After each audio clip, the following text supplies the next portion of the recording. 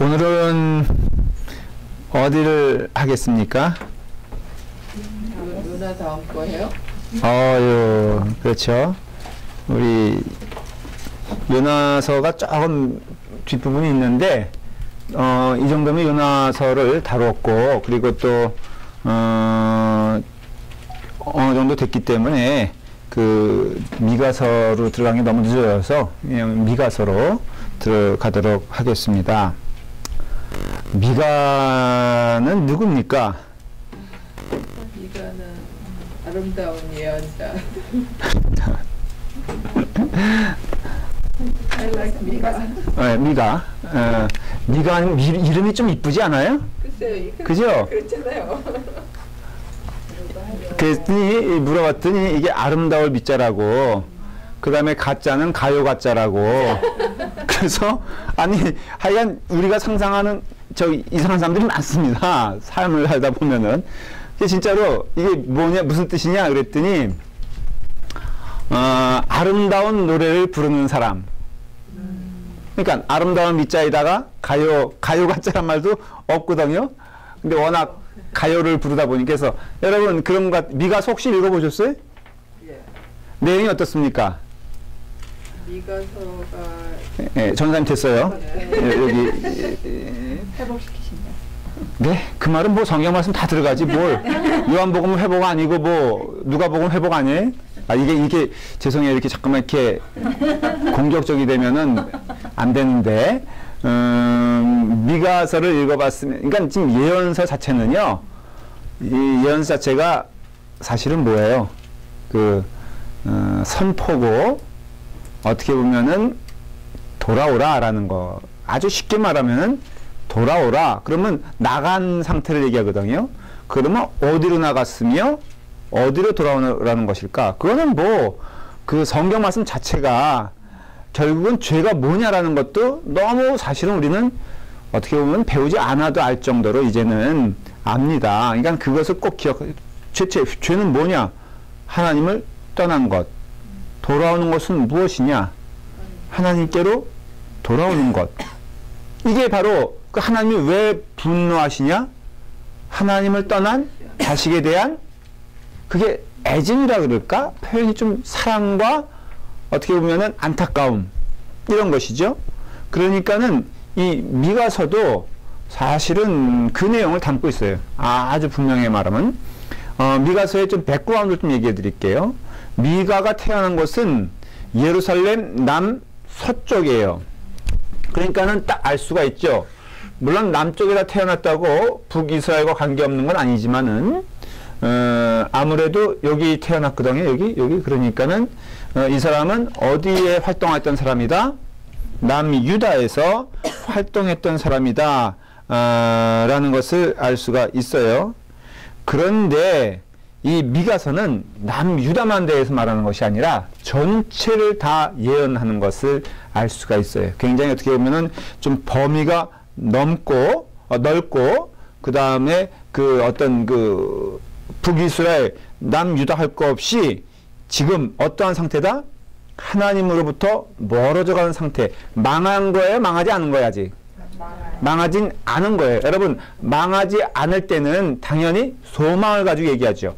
예언자라 그래서 예언이라는 것이요, 우리가 잊지 말아야 될 것은, 예언을 우리는 굉장히 어떻게 이해하냐면요, 이 예언 자체를 좀 정의를 해야 되는데, 예언자, 예언서, 이것을요, 우리는 어떤 개념을 가지고 어프로치 하냐면 주술적인 개념으로 어프로치를 많이 합니다. 예, 그렇죠. 한마디로 말하면은 뭐예요? 점쟁이적인 이게 신앙관이 있어요. 이거는 우리의 어떤 민족의 과거를 통해서 신앙이 접목됐기 때문에 이게 굉장히 조심스러운 게요. 성경적으로 온전한 것으로 들어가지 않으면은 대단히 어떤 우리의 상황적인 것과 예를 들어서 마리아 숭배 세상 카톨릭에서 마리아 숭배를 하는데 그게 왜 있어졌는지 아십니까? 왜 그런 현상이 생긴지 아세요? 마리아를 왜, 성경에 분명히 그게 없거든요? 성경에 마리아 숭배하라는 얘기, 마리아에게 능력이 있다는 얘기, 여러분, 우리 예수님은, 여인이라고 말을 했고, 그 다음에 어머니라고 말을 했고, 거기에 어떤 신적인 능력을 부여하지 않았어요. 그런데 사실 부인할 수 없는 건 캐톨릭 신앙에 있어서 마리아는 딱 한마디로 이렇게 되면 돼요. 마리아 석상이 있는데 거기서 뭐가 나와? 눈물이 나온다. 그러면 사람들이 벌떼같이 몰려들잖아요. 그래서 거기가 뭐가 돼버려? 성지가 된다는 거죠. 그럼 뭘 뜻하냐 하면은 마리아에게서 무엇인가 신적인 요소를 기대하는 거예요. 그러니까 인간은요, 왜 하나님이 눈에 보이는 것들을 자꾸 제하라 그랬냐면은, 이 눈에 보이는 것을 의지하기 시작하면은, 눈에 안 보이는 분이 하나님이시잖아요.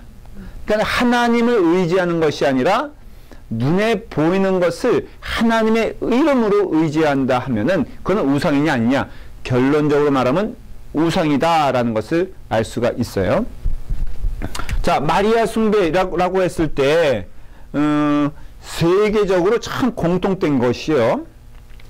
우리를 풍요롭게 하는 것은 여신의 역할이에요. 그리스 로마 신화를 보면요, 땅의 여신, 그러니까 땅을 풍족하게 하는 것, 아주 이스라엘 가나안 땅의 그 주수 신앙을 보더라도 분명히 알 수 있어요. 그러니까는 하나님께서 이스라엘 사람들을 출애굽시켜 가지고 가나안 땅에 가는 가나안 땅이 어떤 것이냐라고 얘기할 때 거기엔 두 신이 있었는데 그 신도 아니죠. 사실은 사람이 만든 우상이죠. 그게 바알 신과 아세라 신이에요. 그래서 바알 신은 남신이고 아세라 신은 여신이에요. 근데 이 둘이 결합을 해서 뭐가 나오겠어요? 상식적으로 뭐 애가 나오죠. 애는 뭘 의미해요? 풍요를 의미해요. 그래서 여러분 자식은 성경에서도 어떻게 보면은 풍요의 열매라고 하잖아요. 그러니까는 여러분들에게서 이 옛날에는 특별히 농경 사회에 있어서는 자식은 건 뭐냐? 자, 여러분 그 일꾼들이 많아야지, 이 일하는 사람들이 많아야지 곡식을 거둘 수 있잖아요. 그러니까는 실질적으로 아들이, 딸들이 많은 것은 뭘 말하냐면은 노동 인구가 많았다는 것을 의미하는 것이고, 그 자체가 뭐예요? 풍요를 의미하는 것이에요. 그래서 다산이 풍요였어요. 아세라 신의 가장 큰 그 스테이처, 그 뭐죠? 그 석상의 상징은 뭐냐면은 그 여자의 가슴이 많아요. 여러분들 혹시 거기 뭐 박물관에 가시거나 자세히 보세요. 아세라 신을 보여주는 그 석상이 있거든요. 있는데 우리 권사님은 또 에베소도 가셔봤잖아요. 거기도 대표적인 게 이게 바로 어떤 여신, 이름은 조금씩 틀리지만 여신에게는요 거의 붙어있는 게 가슴이 한 30개 젖과 꿀과 굉장히 연결이 돼 있죠. 아니 그 젖은 아니고요. 아 이제 제가 지금 굉장히 이거 어떻게 보면은 난잡하지 않게 표현하려고 그러니까 이상한 상상을 하지 마십시오. 그러나 그냥 본 그대로 설명하면은 가슴이 많을수록 훌륭한 신이야. 그래서 뭐 덕지덕지 마치 뭐죠, 이렇게 폴림 난 것처럼 어떻게 보면은 왜 저런 걸 아름답다 그러고 저기다 만들어놨나 그럴 정도로 그 하여간에 그 여자의 그 상징인 것을 막 만들어. 그게 뭐예요? 많이 생성한다는 거예요. 그게 아세라 신도 그랬고요, 여신도 그렇고, 로마에 가면은 그 여신 이름이 뭐더라? 모르시죠? 뭐하는 여신? 아니, 대표적인 여신 뭐라고 물어볼 것도 없어요. 네? 감사해요. 그 그리스로 가면 그 여신이 아폴로? 아니, 아폴로와 저기 비너스. 비너스인가? 아니죠. 하여간에 헤라. 그리스 로마 신화라고 붙이잖아요. 그 왜 그런지 아세요? 아니 알았어요. 헤라. 역사 시간으로 왔는데 굉장히 오늘 미가서하고 연결해서 제가 말씀드리려고 애를 쓰니까 잘 들어보세요. 이거는 좀 역사적으로도 좀 지식이 있어야 되는 거예요. 그리스와 로마를 이렇게 붙여 로마 신화라 그래요. 신화로 말할 때는 그냥 로마 신화 떨어져서 말하지 아니하고 그리스 신화 떨어지지 말아니고 그리스 로마 신화라고 하는 것은 이 로마가 뭘 부러워했어요? 그리스를 부러워했어요. 늘 로마에게 가진 거는 딱 기술 하나뿐이 없었어. 뭐예요? 다리 짓고 길 내고 건물 내는 거, 이거예요. 그러니까는 로마의 문화는 실용 문화예요. 여러분 가장 패스트균이 없었고 건강이 가장 이렇게 좋았던 피리어드가 어느 시대인 줄 아십니까? 역사적으로 별걸 다 나와. 이거 어떡하나? 그래도 로마 시대가 있었고요. 그 다음에는 신성 로마 제국이 있었고요. 그 다음에는 이게 그 게르만 민족의 그 문화로 바뀝니다. 여러분. 그래서 이렇게 오는 동안 위생적으로는 첨단에서 바닥으로 떨어지는 과정을 경험하게 돼요. 무슨 소리냐? 이 시대 정도가 오면은 이게 언제부터냐 하면은 신성 로마 제국이 주후 600년 정도부터 시작됐을 거예요. 그 다음에는 15세기 중세 그 어떤 종교개혁 시대 때까지가 이 게르만 민족이 중심이 되는 카올 대제라든가 뭐 그래요. 하여간 그런 거. 그러면은 그 당시에는 뭐가 문제가 있냐면은 목욕이란 문화가 없었어요. 근데 로마 시대 때는요, 목욕 문화가 발달해서 어느 정도 발달했느냐? 이 사람들이 하루 일과를 볼까요? 아침 일찍 일어나요. 옛날에는 뭐 해 뜨면 일어나고 해지면 자는 시대였으니까 일찍 일어나서 일들을 해요. 천천히 애들은 학교 가고 일을 합니다. 그러면은 로마 시대 때 사람들이 끝내는 일 시간은 오후 3시 정도가 됐어요. 해가 있어 없어? 있죠? 그러면은 학교 끝난 애들은 어디로 갑니까? 목욕탕으로 가요. 어떻게 하셨어요? 거기 얼마나 발달했어요. 목욕하다가 망한 거잖아요, 로마가. 아마 그렇게 직설적으로 얘기할 거 없고. 진짜 예. 목욕물. 근데 저 얘기는 아이고 이거 오늘 미가서하고 연결이 있다는 걸 계속 강조합니다. 지금 이정재 집사님 우리가 미가서를 하고 있는데 미가서를 하고 있지만 지금 그리스 로마까지 왔어요. 지금 제가 쭉 역사를 설명할 테니까 잘 들어주셔야 돼요. 제 얘기를 끊으면 안 돼요. 그 아이들이 목욕탕으로 간 건 사실이지만 목욕하러 간 건 아니에요. 모든 문화의 그 중심은 목욕탕이에요. 근데 우리가 생각하는 동네 목욕탕이 아니에요. 여러분들 로마에 가보면요. 대부분 황제들이 황제에 즉위하고 나서 백성들의 마음을 사기 위해서 가장 중요하고 먼저 한 일이 두 가지가 있어요. 두 가지 가운데 하나 있어요. 하나는 경기장을 짓는 일이었어요. 그래서 보면은 그 로마에 보면은 굉장히 큰 경기장들이 많이 있잖아요. 근데 그게 왜냐? 거기서 경기장을 쳐놓고 로마 시민권자들에게는 무료로 그 어떤 마차 시합이라든가 검투사 시합이라든가 이런 걸 제공하고 그 다음에 팝콘을 줬어요. 가면은 그래서 뭐 1층은 귀족 그 다음에 2층 이렇게 뭐 그다음 여자들은 뭐 3층 이렇게 해가지고 그 해서 그걸 짓고 그 다음에 그거 아니면은 대규모의 목욕탕을 줬어요. 그래서 오후 3시가 되면 온 동네 사람들이 로마 사람들이 다 모이는 거야. 모여서는 아이들은 거기에 축구장, 족구장, 배구장이 있었어요. 그러니까 애들은 거기서 막 놀고 어른들 대부분은요 3시에 일 끝나면 가서 목욕을 합니다. 그래가지고 이제 때밀이 있었다 없었다? 있었어요. 그때 그 때밀이 독을 제가 봤다는 거 아니에요. 별거다. 그랬더니요 낫처럼 생긴 거 있거든요. 우리처럼 뭐 이게 아니야. 낫처럼 생겼어요. 이렇게 낫. 아니 긁어내라. 예, 그걸로 이렇게 다리 긁고 저기 등바닥 긁고 하는 거예요. 돈 있는 사람 이거 돈 할 거 아니에요. 그 노예가 하는 거니까. 근데 재밌는 일 하나만 얘기하고 마칠게요. 이 부분은. 유명한 황제가 있어요. 굉장히 그 로마의 황제 3분의 2는요. 정말 능력자들이에요. 여러분들 황제하면 네로만 생각하는데 천만의 말씀. 오현제라고 있거든요. 5명의 현명한 황제가 로마에게 축복인지 모르지만 연달아 나왔어요. 그 시작이 누구든가 네비우스인가 그래요. 하여간. 근데 이 5명의 황제가 있었는데 다 이 사람들이요. 하나의 백성 가운데 그냥 우두머리라고 생각하고 열심히 했어요. 근데 이 사람이 목욕탕에 딱 갔어요. 황제가 목욕탕에 가요. 그러니까 일반 시민처럼 경호원도 없이. 그때는 여러분 생각하는 우리나라의 뭐 왕 그런 개념이 아니고요. 물론 그렇지 않은 왕도 있었지만은 그 왕 가운데, 그러니까 황제 가운데 많은 황제들은 굉장히 서민들과 더불어 이렇게 어울리는 사람들이었어요. 그래서 일과 끝나고선 황제도 갔는데 옛날에 자기가 군단장으로 있을 때 이 황제의 또 저기는 군인을 꼭 경험했어야 됐어. 그 당시에 황제가 되는 길은 군인이 되는 거예요. 그러니까 그런 경험을 했어야 됐어요. 그래서 자기가 군단장일 때 그 같이 있었던 병사를 본 거예요. 근데 나이가 들었죠, 그 사람은.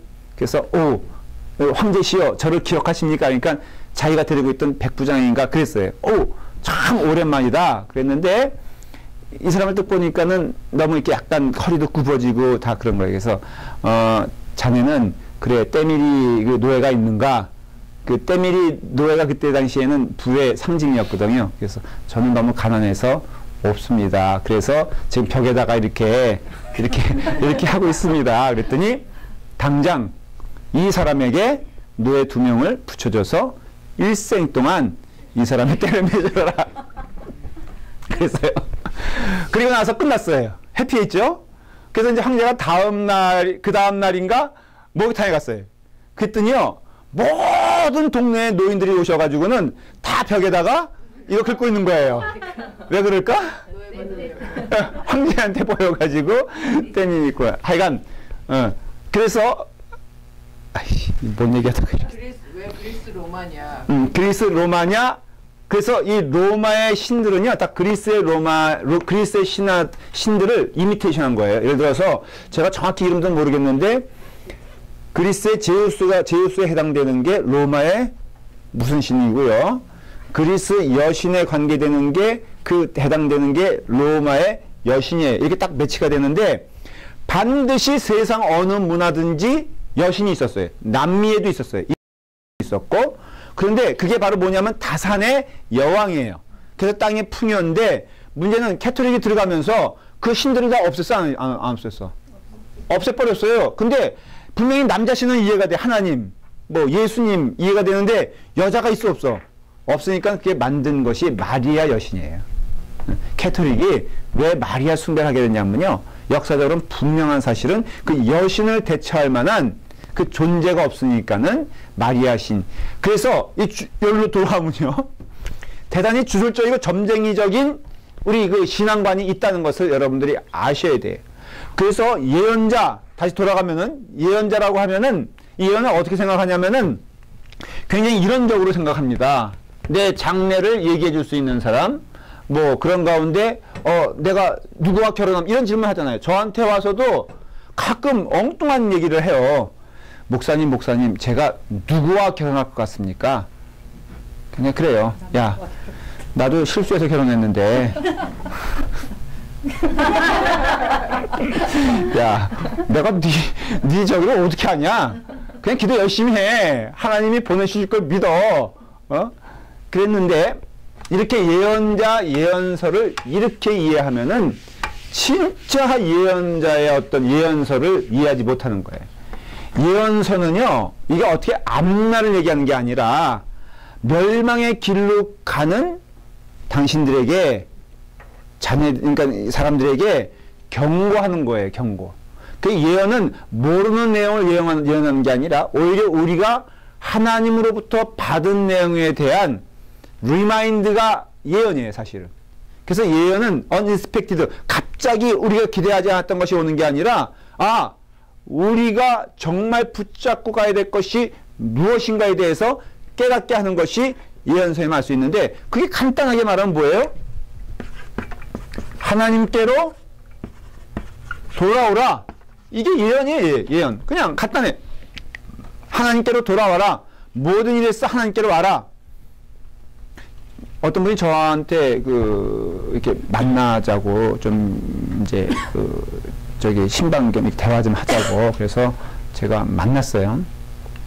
만났는데 이런 얘기를 하는데 제가 참 마음에 고맙더라고요. 그게 무슨 얘기냐면은 그분 이제 우리 교회 오신 지 뭐 얼마 안 되신 분인데 뭐 나쁜 얘기는 아니니까는 제가 얘기해도 될 것 같아요. 이제 이런 얘기 한마디로 말하면 많은 사람들이 그럴 수 있겠지만 자기가 이렇게 정말 열심히 교회에서 헌신했다는 거예요. 어느 정도냐? 그 초창기 때부터 교회에 있어가지고 주중에 자기 열쇠 가지고 있으니까 와서 화장실 청소하고 와서 교회 청소하고 어지럽은 곳 있으면 저기 하고 그리고 교회가 어려워지면은 세상에 집을 담보로 잡아가지고 교회 헌금까지. 저는 그런 게 보면 너무너무 부러운 거 있죠. 이런 얘기하는데 웃지를 않나 왜. 하여간 이런 얘기만 나오면 너무 심각해지고 하품하고 그랬어요. 근데 자기는 그게 하나님이 기뻐하시는 일인 줄 알았다는 거예요. 그걸 얼마나 했느냐? 30년 동안 했다는 거예요. 근데 목사님 정말 이제 와서 고백하는데요. 정말 아닌 것 같아요. 저는 일이 믿음인 줄 알았다는 거예요. 그리고 이렇게 열심을 내면은 하나님이 기뻐하시는 일인 줄 알았다는 거예요. 그런데 아니라는 거예요. 그 목사님 말씀 듣다 보니까는 자기는 전혀 하나님과의 관계는 없었고 하나님의 일에 대한 관계가 있었다는 거예요.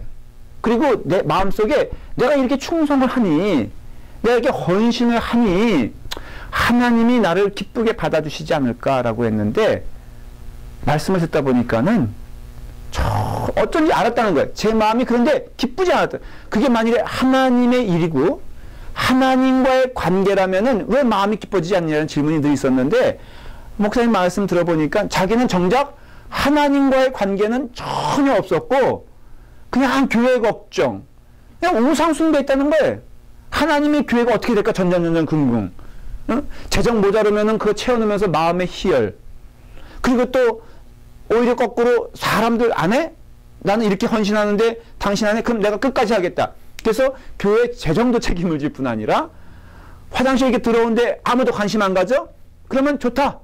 내가 몸 부서져라도 내가 이 일 감당할 때 그래서 자기는 아무도 없는 가운데 조용한 그 가운데 자기가 청소하면서 희열을 느꼈다는 거예요. 하나님은 나를 보고 계시지. 하나님은 나를 기쁘게 받아주시지. 그랬는데 이상하게 아니라는 거예요. 왜 아니냐? 사람들이 조금 뭐라 그러면은 상처가 되기 시작했고 어느 시점부터. 그 다음에 이거 하면은 하나님도 알아주시지만은 누구도 알아줘야 돼? 사람도 알아줘. 하루 이틀이지. 여러분 안 보이는 곳에서 한번 화장실 청소할 때 가만 보십시오. 내가 결심 하루 이틀로 하지. 목사님은 알아주지. 맨 처음에는 어우 집사님, 어우 권사님 이거 열심히 하셔서 여러분 교회 와서 한번 제가 맨날 노래하는 게 점심 좀 차려달라 그러잖아요. 뭐 좀 느끼는 바가 없어요? 응? 그러면은 해줬다고 하십시다. 목사님 말씀 듣고 내가 신앙에 또 내가 적어도 이 일만 하겠다. 근데 한번 해보십시오. 하루 이틀 3일 저도 백 목사님도 오는 전도사님들도 뭐 먹으면은 집사님 때문에 정말 근데요 일주일 지나면은 얼굴이 틀려집니다. 맨날 같은 것만 해주는 거야. 우리를 뭘로 하는 거야? 그리고 먹다 보니까 한두 번 인사지 이거 맛없는 거 누구 더 맛있는 사람 안 오나 하고 오히려 오는 걸 싫어하게 되고 부담스러워하면은 난 하나님만 보고 하기로 했어. 여러분 돼야 안 돼. 그게 안 된다는 증거는 그게 무슨 뜻이냐면은 그게 아니라는 뜻이에요. 다시 말씀드릴게요. 그게 안 된다는 증거는 하나님이 기뻐하시지 않는 신앙과정임을 아셔야 돼요. 마찬가지입니다. 그러면 어떻게 해야 돼요, 목사님? 하나님과의 관계를 맺으라 이거예요. 그 하나님과의 관계는 인간 대 인간 아니면은 어떤 매개체를 통해서 이루어지는 것이 아니라 하나님은 직접 대면하기 원하세요. 그러니까 어떤 봉사를 통해서 하나님 만나는 것은 그거는 진리가 아니에요. 어떤 노력을 통해서 하나님 기뻐하시는 예물을 받아주신다? 이것도 사실이 아니에요. 하나님과 직접 교제를 하고 대면을 해야 돼요. 그런 목사님 그 헌신은 그 다음에 이루어지는 것이 참 헌신이에요. 하나님과 온전한 관계를 그러면서 형성이 되면요. 똑같은 모양이지만 화장실 청소하는 사람 있어요. 일생 동안. 저 그런 사람 봤어요. 누구도 나중에는 뭐 격려도 해주지 않고 칭찬도 없고 하지만은 진심으로 그 일을 하면서도 늘 입술에 찬송이 넘치고 입술에 감사 넘치는 사람. 가끔 저 얘가 있죠. 그걸 뭐라 그러죠? 그러니까 재단 장식. 그 하는 분, 그분요 며느리까지 해요. 지금 제가 고령 섬기던 교회 그 어머니가 하시고 시어머니가 그 쫓아다니는 며느리가 그분 돌아가시고 하는데요. 제가 그분 통해서 정말 도전됐던 것은 늘 한결같아. 사람 알아주는 안 알아주거든요. 그런데 그분에게서 보는 것이 이게 말씀 가운데 있는 걸 봐요. 기도하며 말씀. 그래서 기도와 말씀 꾸준하게 가면요. 하나님의 음성 들으며 가면은 봉사도 아름답고 그 삶도 아름답고 열매가 있는 것을 봐요. 결국은 믿음이란 것은 무엇이냐면은 하나님께로 돌아오는 삶이에요. 그렇기 때문에 이 미가서도 큰 주제는 무엇이냐면은 바로 그와 같은 것을 알 수 있어요. 미가의 이름의 뜻을 잠깐 얘기하면요, 누가 주와 같으랴 그런 뜻이에요. 뭐 이름 그대로 우리가 해석하는 것은 조금 무리가 있지만은 그래도 미가서 그러면은 그것은 누가 주와 같으랴 하는 뜻인데, 그 동시대에 활동했던 사람은 호세야, 아모스, 이사야, 요나같이 BC 8세기경이에요. 그 이스라엘 남유다가 망한 게 주전 500년 정도거든요. 500 몇십 년인데 540 몇 년인가 될 거예요. 근데 그 전에 한 몇백 년 전이에요? 500, 그러니까 한 200년 전 정도에 활동했던 사람이 누구라고요? 호세야, 아모스, 이사야, 요나, 미가, 이 정도라면은 느껴지는 메시지에 공통점이 있죠. 뭐예요? 이 사람들의 동일한 메시지가 돌아오라, 돌아오라. 그러니까 그걸 아셔야 돼요. 이사야도 뭐예요? 한마디로 돌아오라. 요나도 돌아오라. 미가서도 마찬가지. 뭐예요? 돌아오라 라는 것이고, 그렇기 때문에 호세아는 더 그렇죠. 여호와를 알자. 힘써 여호와를 알자. 그 말씀의 주제는 말씀이거든요. 그러니까 그 당시에 다 신앙인이라고 할 수 있는, 자신은 신앙인이라고 생각했지만 이스라엘의 모든 백성들과 심지어는 이 예언자들은요, 주류입니까 비주류입니까? 그걸 이해하셔야 돼요. 용어 가운데 주류라고 할 수 있는 사람들은 제사장이에요. 제사장. 소위 말해서, 그러니까 이렇게 구조로 봤을 때 소위 기득권 신앙인. 근데 예언자들은, 선지자들은 같은 그룹인데, 예언자 선지자들은 주류가 아니에요. 옷도 제사장 옷 입고 있는 사람들도 아니고, 설교도 어디서 했어요? 그래서 맨날 저기 광야에서 외치는 소리, 이게 뭐냐면요, 그러니까 여러분들이 갑자기 나는 광야에서 외치는 소리다 그러면은 이게 비주류가 됐다는 뜻이에요. 안 들어주니까는, 그러니까 광야에서라도 외쳐야 되겠다, 이제 그런 거예요. 그래서 이 예언자들은 비주류예요, 비주류. 근데 문제는 주류가 썩어져 갔을 때 비주류가 나오게 돼 있어요. 성경의 역학적인 면에 있어서 이 선지자들은요, 다윗 시대 때 있었어, 없었어? 물론 있었죠. 있지만은 그 모든 큰 흐름은 사실은 주류였어요. 왜냐면 그때까지 이 제사장 그룹들이 역할했기 때문에 그래. 자, 특별히 모세와 아론 시대 때는 이미 그 시작된 거니까. 그 후에 여러분 사무엘도 제사장입니까? 선지자입니까? 제사장과 선지자지만은 사무엘은 제사장의 대표적인 사람이에요. 그러니까 나라의 모든 신앙의 종교적인 행위에 있어서 사무엘이 중심이었어요. 그러나 여기 말하는 미가서라든가 호세아라든가 아니면 요나, 이런 사람들은 그런 주류 가운데 있던 사람들이 아니에요. 그 말의 뜻은 뭐예요? 하나님이 주류를 쉽게 말하면 버렸다는 뜻이에요. 다시 말하면, 거꾸로 말하면 주류가 하나님의 뜻에 반대되는 일을 했다는 것이에요. 그러니까 주류가 하나님의 백성들인 이스라엘 사람들을 어떠한 길로 인도하고 있다 지금? 악의 길 멸망. 전사님 감사해요. 너무너무 이렇게 반응이 좋으니까 좀 이런 학생이 되세요. 우리 전사님은요, 클레먼트 신학교 졸업했거든. 반장이요. 똑같은 얘기. 그러니까는 그 지금 주류는 어떤 상황이냐면은 이게 세상보다, 그러니까 백성들보다 더 악한 거예요. 왜냐면 악한 쪽으로 이끌어가는 사람이라면 이미 그 악 가운데 중심에 섰다는 것을 의미하는 거거든요.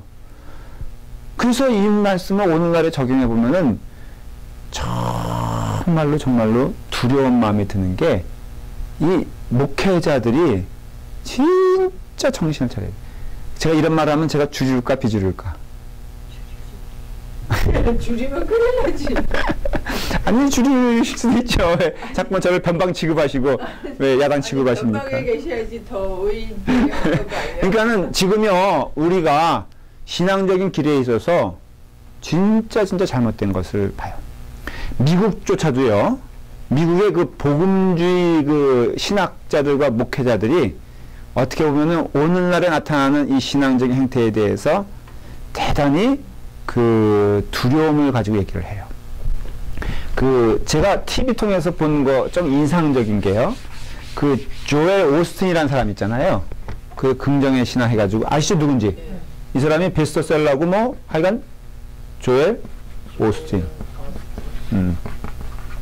이 사람 아버지가 오스틴 이름이 저기 그 아버지 교회를 물려받은 거예요. 이 사람이 그랬는데 한창 이제 교회가 부흥해 막 그냥 이 아들이 저도요 이게 설교 듣다 보면요 목소리와 키와 얼굴 그 사모님 보셨어요 혹시?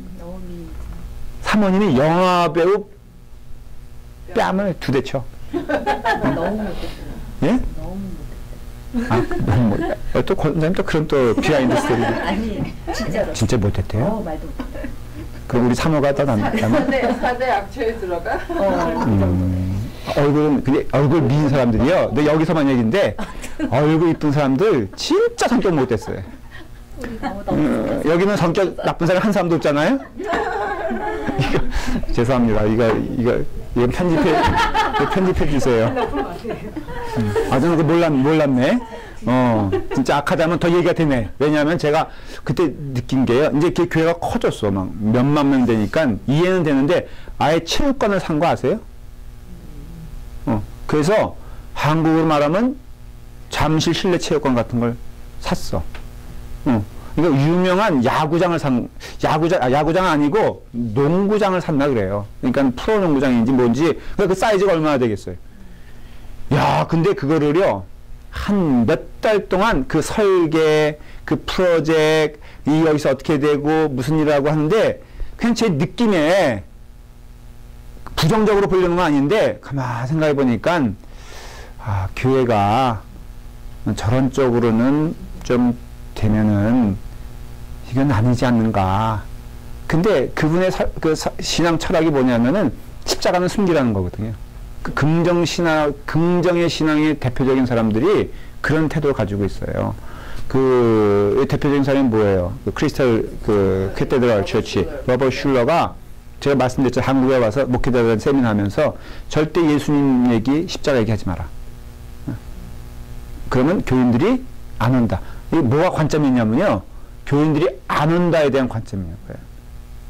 믿음이 없는 거죠. 아니, 뭐, 그건 아닌데, 그러니까 이 관점이요. 그러니까 예수님께 있기보다도 어떻게 하면 사람들이, 그러면서 하는 말이 사람들이 와야 복음도 전하는 것이고, 사람들이 와야 뭔가 일이 되는 거 아니냐. 그러니까 일단은 그 의도는 그거예요. 그러니까 변명하는 거는 사람들을 모아놔야 되는 거 아니냐. 그러면 사람들을 모으려면은 세상 사람들이 듣고 싶어 하는 걸 얘기해야 되고, 세상 사람들이 관심 가지는 걸 얘기해야지 교회도 서바이벌 한다. 이 사람들의 개념은 서바이벌이에요. 교회를 사회의 개혁체로 보는 것이 아니라 사회에서 교회가 어떻게 서바이벌 할 수 있을까? 한 디파트먼을 차지할 수 있을까? 이거예요. 그러니 사람들이 자 보십시오. 그 사람들 모아놨잖아요. 자, 그렇게 해서 모였다고 하십시다. 이 모인 사람들에게 복음을 전할 수 있을까? 안 되죠. 끌려가겠죠.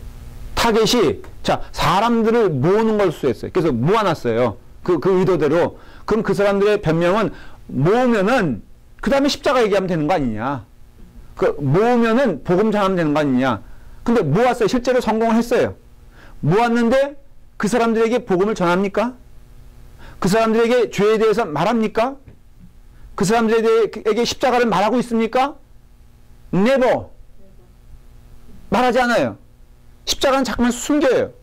그리고 설교를 들어보면은 전혀 기독교 복음과는 다른 얘기를 하고 있어요. 여러분 그럼 언제까지 그러면서 언제 복음을 전할 것이냐? Never. 못해요. 왜? 시작이 잘못된 길이기 때문에. 그러면 교회 역사를 통해서 하나님이 기뻐하시는 교회가 이렇게 됐느냐? 그럼 초대교회는 아니요. 초대교회나 지금이나 뭐가 틀려요? 상황이. 세속적인 것 똑같고요. 세상에 타락한 것 똑같고요. 어떻게 보면 더 타락한 것도 아니에요. 그때의 타락과 지금 타락이 우리가 더 월세진 것도 아니에요. 어떻게 보면은 더 타락한 시대일 수도 몰라요. 근데 그 타락한 시대에 여러분 믿음의 선지자들은 뭘 들고 왔느냐? 복음 들고 왔어요. 당신 죽는다 이거예요. 당신들은 멸망의 길로 가고 있다는 거예요. 그리고 결국은 하나님께서 역사하시기 때문에 부흥하는 교회, 결국은 열매를 맺게 하는 교회는 그런 교회라고 저는 믿어요. 여러분 크리스탈 캐테드럴은 지금 파산해가지고 결국은 망했어요. 왜 그러느냐? 아까 고백한 것처럼 하나님의 일이 하나님인 줄 알고 열심히 했더니 하나님이 아니라는 거예요. 그걸 깨닫게 되는 데까지 저 불쌍한 영혼들은 그렇게 갈 겁니다. 그래서 말하는 소위 말해서 어떤 그런 그게 근데 교회 한국 교회는요 너무 안타까운 것은 미국의 신앙 문화를 규범으로 알아요. 다 그래서 미국에서 하는 것을 한국에서 쫓아와요. 그리고 미국의 이민교회, 한국 이민교회는 어떻게 되는지 아십니까? 한국 교회를 또 쫓아와요. 그래서 이게 20년 단위 정도 됐는데 20년 우리 지금 여기서 이민교회에서 열심히 하자고 하는 것을 한국교회에서 이미 20년 전에 했던 것을 지금 하는 거예요. 여러분 지금 한국교회 가면요 얼마나 교인들이 세련되고 발전한 줄 아십니까? 여러분들은 뭐 내가 미국에 있으니까 한국의 촌스러운 사람들 여러분 오해하지 마세요. 여러분들 한국 가면요 어디서 조선 그래? 네, 이렇게 말하면 그렇지만 어떤 분이 롯데호텔에 갔는데 건사님 얘기하는 거 아니에요? 딱 그 프론트에서 알아보더래요. 미국에서 오셨죠? 그래서 내심 마음이 뿌듯해가지고 이 사람들이 나를 뭘 이렇게 가만 눈치 보니까는 제일 촌스러운 사람이 자기들하는 거예요. 자기가 봐도 눈에 확 띄더라는 거예요. 여러분 근데 한국교회가 지금 갖는 고민이 뭐냐면요. 이게 지금 복음적인 회개 운동이 일어날 것을 믿어요. 왜냐하면 그건 반드시 일어나게 돼 있어요. 그리고 또 돌아올 걸 믿어요. 그러나 그 과정에 있어서 우리가 쫓아가지 말아야 될 걸 쫓아가면 안 되는데 지금 우리가 사실은 그 길을 걷고 있다면 두려운 마음으로 회개해야죠. 저는 그래서 다시 한번 우리 교회에 대해서 비전을 갖는데 저는 포장된 문화를 갖고 싶지 않아요. 하나님의 뜻이 아니기 때문에. 조금 좀 청스러우면 어때? 어떤 분들은 이것 때문에 우리 교회의 가장 큰 부흥의 걸림돌은 이 쓰러져가는 건물이라고 그러는데 내가 보기엔 우리 교회의 가장 부흥의 걸림돌은 그대들 때문이야. 죄송해요. 다음 주 또 안 나오는 거 아니겠지? 근데 이게 우리가 회개해야 되는 게요. 십자가 복음으로 가야 돼요. 조금 부흥이 더디더라도요. 이게 탄탄한 길임을 믿어요. 저는 우리 교인들이요.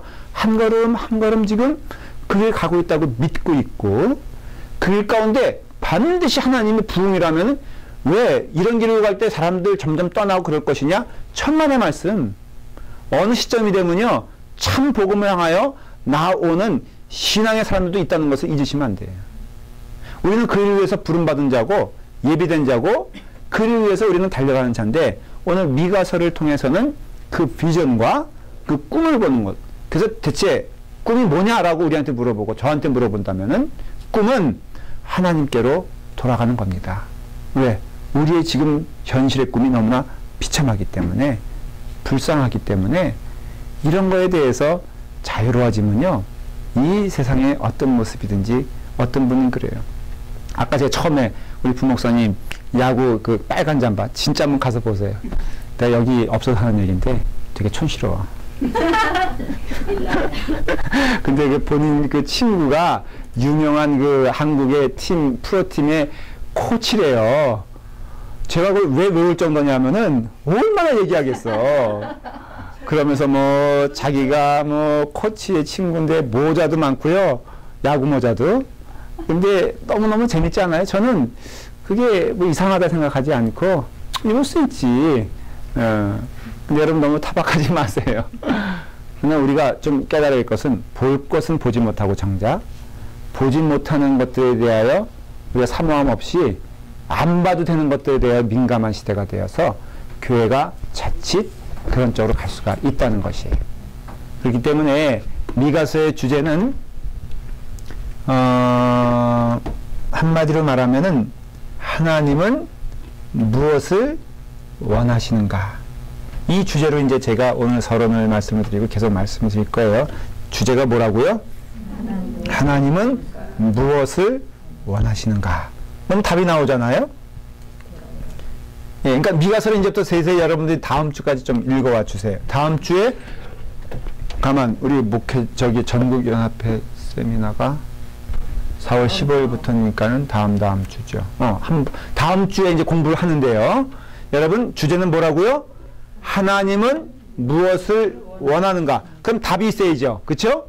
하나님은 이것을 원하신다 라는 것을 미가서 통해서 보는 것이고, 그러면 우리는 어떻게 살아야 되겠느냐? 하나님이 원하시는 일을 하며 살아야지 라는 것이. 그래서 이 진리를 모든 것에 적용시키게 되면은 답이 나오고 각각 역할에서 열심을 다할 수 있어요. 우리 이번 주 금요일부터 여선교회에서 우리 다 해당되는 건가요? 안 되나? 임원이죠? 아니요, 임원이 아니라 참가자를 받았어요. 20명. 근데 시간 되시는 분들 와서. 자, 그러면은 우리는 기도해주고 서로 격려해야 될 게 참 여선교회는 무엇인가? 근데 우리는 도전하고 질문을 받잖아요. 이거 답을 해야 되고요. 거기서 혹시 우리가 행사 위주는 아닌가? 근데 우리가 왜냐면은 그거 합창제 있잖아요. 우리 지난 찬양제. 제가 정말 제일 한동안 싫었던 게, 용서하세요. 혹시 이거 들려지면 안 되는데, 가만 보니까는 나중에는요, 이건 뭐 공작새 자기 깃털 자랑하는 것도 아니고 정말로 자랑하는 마음으로 나가는 그 경향이 있었어요, 한동안.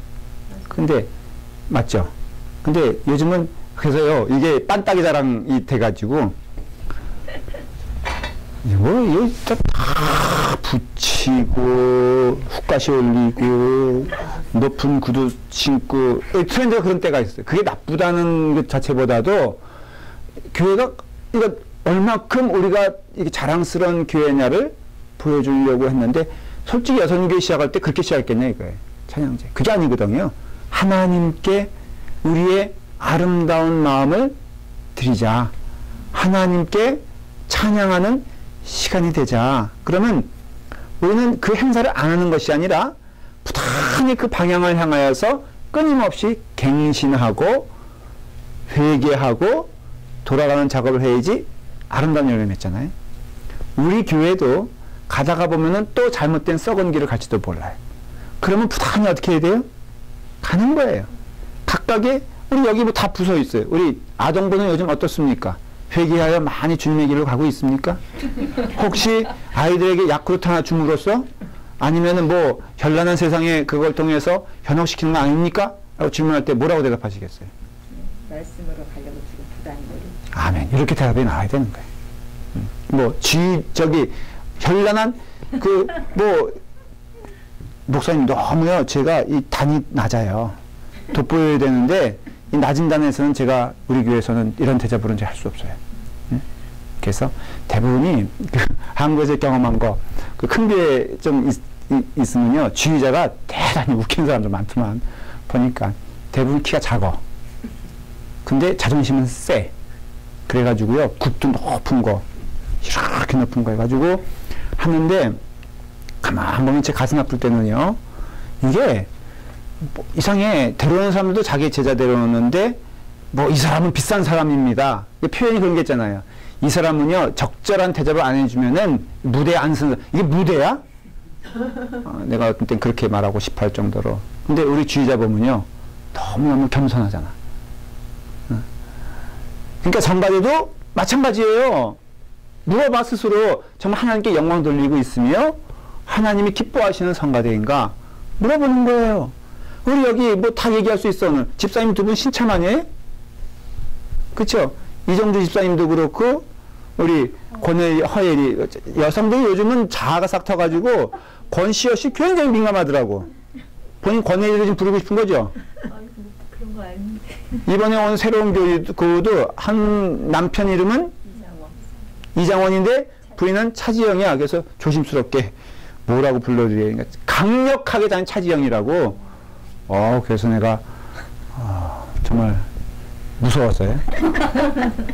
근데 이제 두 분 처음엔 뭐라 그러냐면 자기는 집사의 직분을 받을 만한 자격도 못 된다는 거예요. 뭐 마치 그냥 예수님의 그 신드매를 풀 수도 없는 존재라고 그랬는데 요즘은 집사에 대한 감동이 많이 사라진 것 같아요. 목사님. 전사님보다 훨씬 셉니다, 이분들이. 내검이. 그러니까는 우리는 늘 내가 집사로서의 어떤 하나님께 드려지는 그것을 지금 나는 잘하고 있는가 물어봐야 되죠. 권사님도 그렇고, 전사님도 그렇고, 저도 그렇고. 그래서 이게 하나님께서 주시는 은혜 가운데 back to the 제루살렘 그런 것처럼 back to God, back to Jesus Christ. 이 처치는요, 그걸 위해서 존재하는 이유니까는 여러분들이 미가서를 통해서는 첫째 하나님이 무엇을 원하시는가? 그것을 발견한다면은 나는 그 일을 하고 있는가? 원론적으로는 하나님을 사랑하고 하나님께 영광 돌리는 것이고요. 강론적으로는 세세히 들어가면은 내 위치에서 지금 내가 하나님의 일을 참으로 하고 있는가에 대한 질문의 답이 이 미가서를 통하여서 여러분들이 나오기를 간절히 바랍니다. 숙제가 뭐라고요? 그래서 제가 이것을 그냥 했더니요, 늘 실패해. 무슨 소리냐면은 읽어오라 그러면 읽어와 안 읽어와? 읽어오죠. 그러나 숙제가 없어서 너무너무 심심할 것 같아서 그거는 개론이고, 다시 말하는 건 총론이고, 강론으로 들어가서 1장 정도는 써와야 되지 않을까? 그쵸? 이게 기쁘잖아요. 한 장씩. 몇 장까지 있냐면요. 얼마인데 7장까지 있거든요. 근데 한 장, 제가 또 컴퓨터로 치면요. 또 어디서 카피해 올 수도 있잖아요.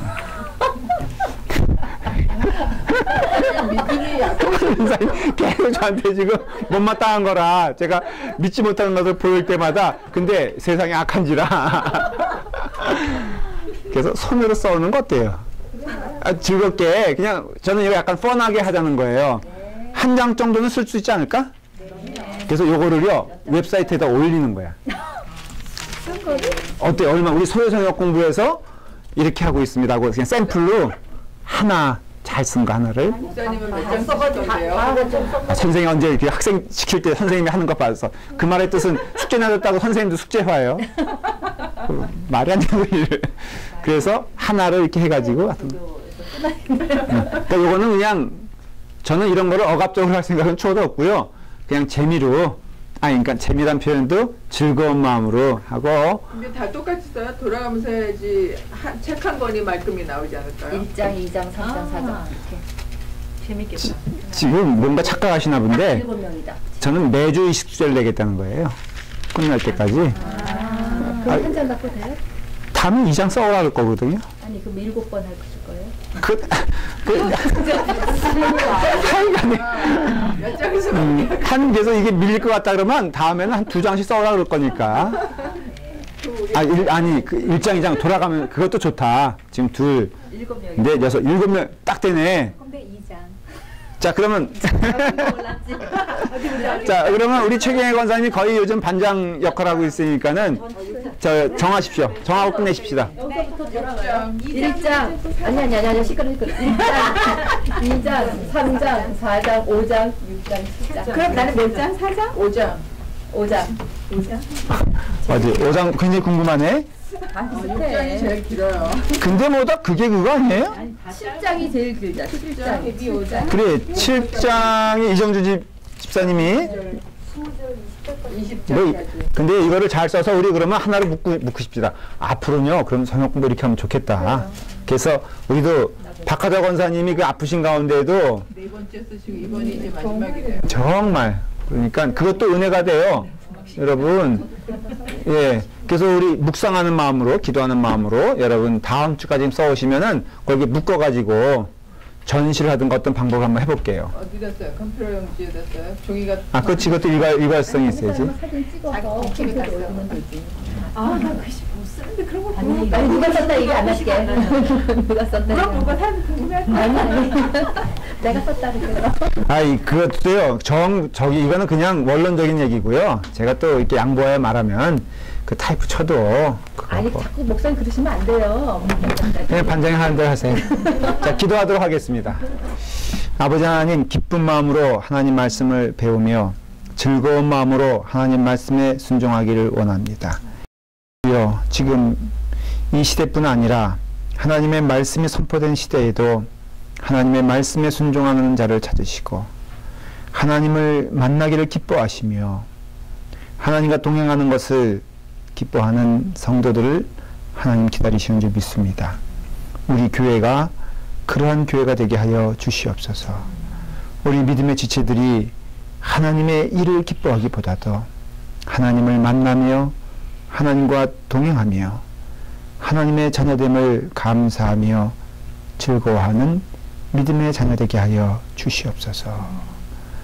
말씀을 사모하여 공부하는 영혼들을 축복하여 주시옵시고 하나님의 말씀을 사모하여 기도의 생활을 통하여 하나님과 교제하는 것을 즐거워하는 영혼들에게 주님의 축복과 은혜가 넘치게 하여 주시옵소서.